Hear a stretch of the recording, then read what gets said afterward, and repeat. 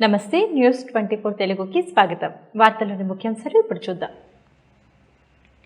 విద్యార్థి దశలో చదువుతో పాటు క్రీడలు కూడా అవసరమని చింతలపూడి ఎంపీపీ రాంబాబు అన్నారు. ఆడదాం ఆంధ్ర నియోజకవర్గ స్థాయి ఆట పోటీలు ముగిశాయి. ఎంపీపీ మాట్లాడుతూ ఇదే క్రీడ పట్టుదల చూపించి రాష్ట్ర స్థాయిలో కూడా విజయాన్ని సాధించాలని ఆకాంక్షించారు. ఈ సందర్భంగా గెలుపొందిన జట్లకు ZPTC Neeraja Sudhakar, MPP Rambabu, MPTO Muralikrishna చేతుల మీదుగా బహుమతులను అందజేశారు. చక్కటి ఆటలు కనబరిచి చక్కటి ప్రతిభతో మీరు ఫస్ట్ ప్లేస్ ని కైవసం చేసుకున్నారు. మీరు జిల్లాలో కూడా మంచి ప్రతిభ. క్రీడలు చదువు ఒకటే కాదు, మన జీవితాన్ని మనం మంచిగా మలుచుకోవాలంటే క్రీడల ఆటపోట్ల వల్ల కూడా మన స్థాయిని మనం నిలబెట్టుకోవచ్చు.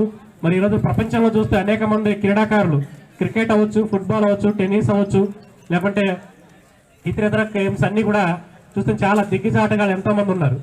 మరి అటువంటి వారిని ఆదర్శంగా తీసుకొని గ్రామ స్థాయి నుంచి ఎవరైనా సరే మానసికంగా మనం ఏదైతే కట్టుబడి ఉంటామో, ఏదైనా సాధించాలని తప్పన ఉంటుందో ప్రతి ఒక్కరు కూడా వాళ్ళ ఇన్స్పిరేషన్గా తీసుకొని ముందుకు వెళ్ళాల్సిన అవసరం ఎంతైనా ఉంది.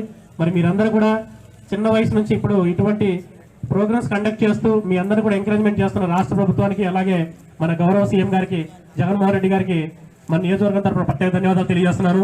అలాగే రాష్ట్రంలో జరగబోయే ఇతర పోటీ కార్యక్రమాల్లో కూడా మీ వంతుగా మీరందరూ కూడా పార్టిసిపేట్ చేయాలని చెప్పేసి మనస్ఫూర్తిగా కోరుకుంటున్నాను.